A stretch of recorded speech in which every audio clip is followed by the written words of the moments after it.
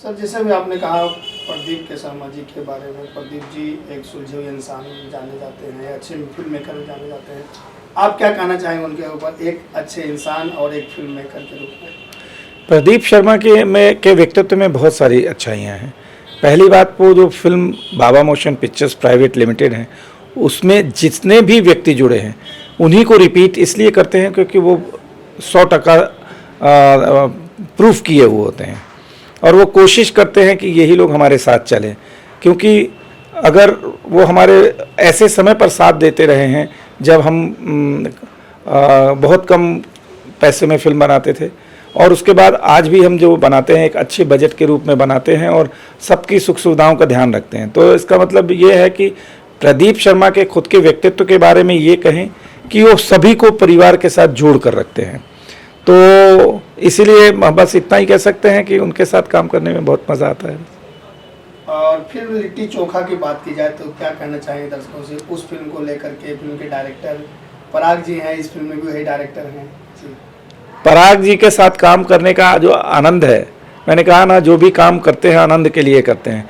तो पराग जी उस जीवन में जितनी भी फिल्में हमारे साथ, अभी ये लगातार तीसरी फिल्म, और मैं लंदन में था उनके साथ तब भी फिल्म की थी, उनके नेचर के साथ और फिल्म की स्टोरी के साथ और आर्टिस्ट के कोऑर्डिनेशन के साथ, पूरी यूनिट के कोऑर्डिनेशन के साथ जॉली एक माहौल बना के रखते हैं।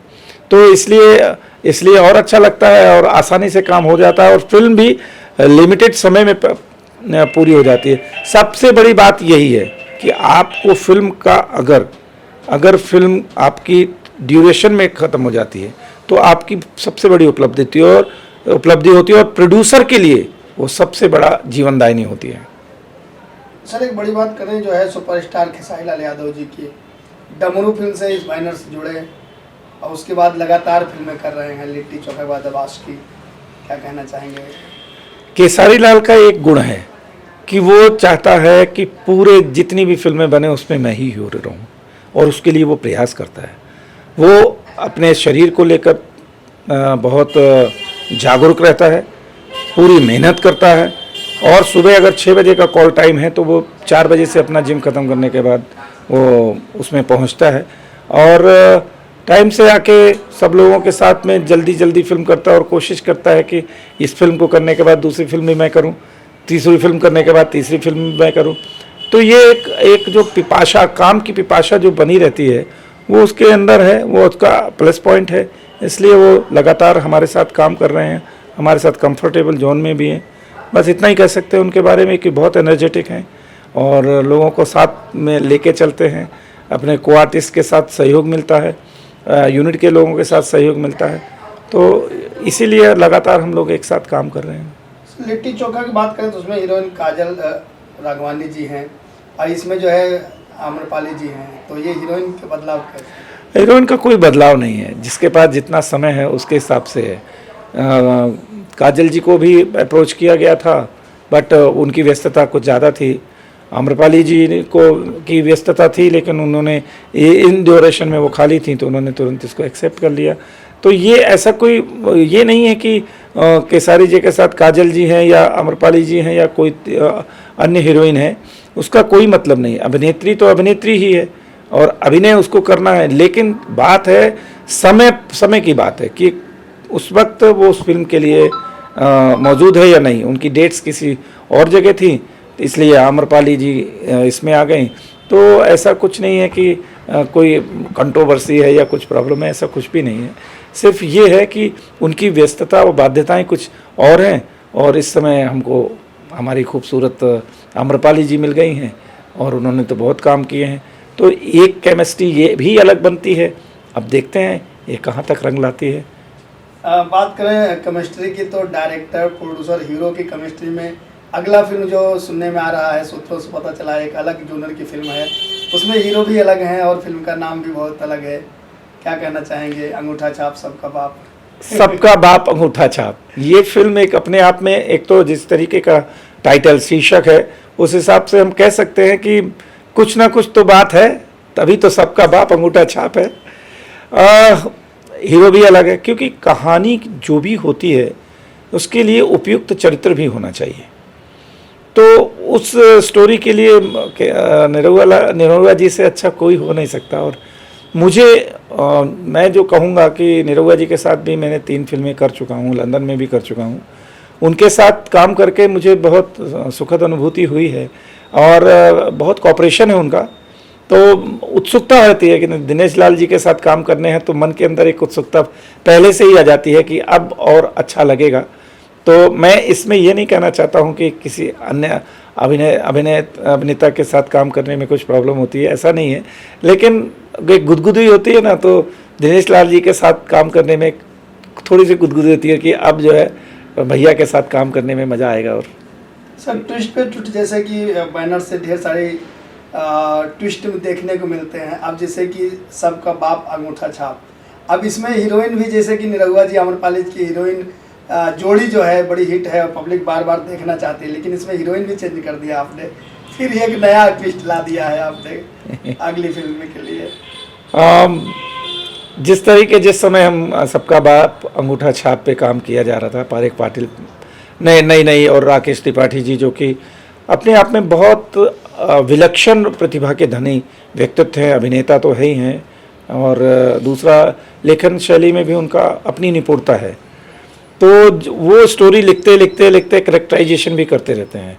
तो जब उन्होंने ये किया तो उन्होंने कहा कि इस केमिस्ट्री में जैसे H2SO4 बनता है, तो सल्फ्यूरिक अम्ल जिसको कहते हैं केमिस्ट्री में, उसी तरीके से उन्होंने सोचा कि इसके लिए अगर हीरो ये है तो इसमें हीरोइन ये मैच करेगी। तो इस तरीके से उन्होंने H2O को पानी की तरह बना दिया।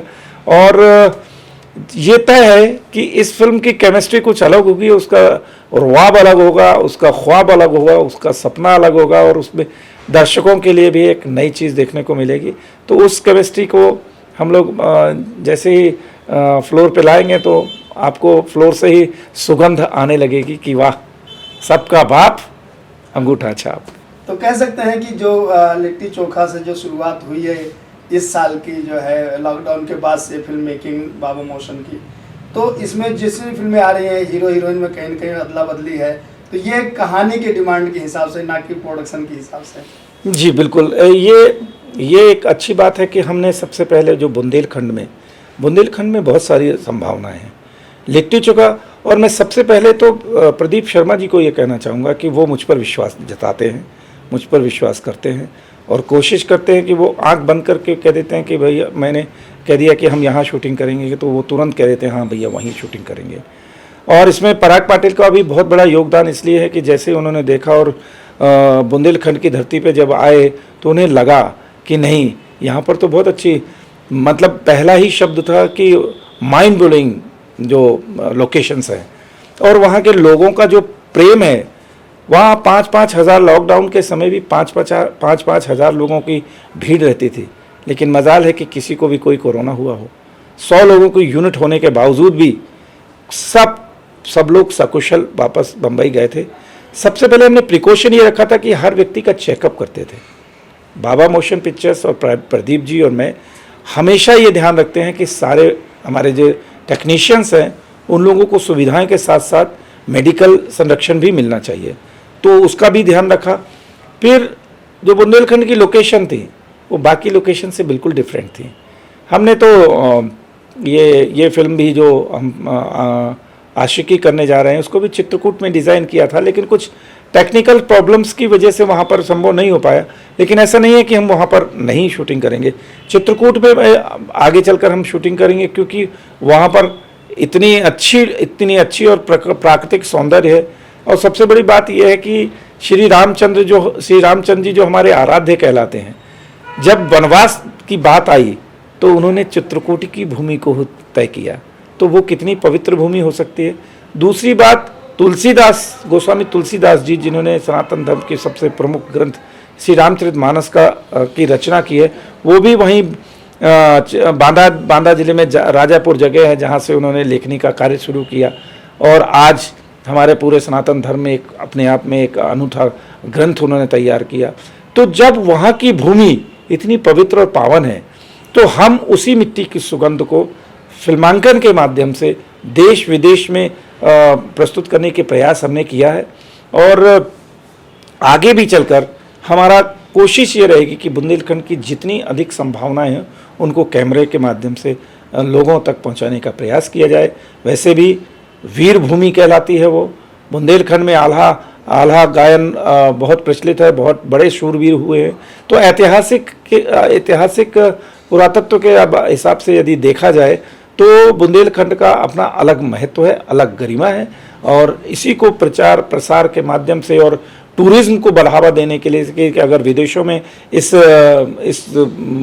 क्या कहेंगे इस लोकेशंस को लोग देखेंगे तो निश्चित तौर पर आकर्षित होंगे। और योगी जी से भी मैं कहना चाहता हूं कि नोएडा में भले ही हेड ऑफिस बनाओ, लेकिन उसकी ब्रांच जो है बुंदेलखंड में ही बनाइए, क्योंकि वहाँ कश्मीर भी मिल जाएगा आपको, वहाँ पे दुआब, खेती का दुआब भी मिल जाएगा, पहाड़ भी मिल जाएंगे और झरना भी मिल जाएगा और लोगों की बोली भी मिल जाएगी, संस्कार भी मिल जाएंगे। तो ज़रूर मैं आपके माध्यम से हमारे और सबसे यही कहना चाहता हूँ कि ज़्यादा से ज़्यादा लोग बुंदेलखंड में शूटिंग करें, और सफलता की गारंटी तो जहाँ श्री राम है वहाँ सफलता है, ऐसा मेरा विश्वास है, ऐसा मैं जानता हूँ, और निश्चित तौर पर ये होगा ही।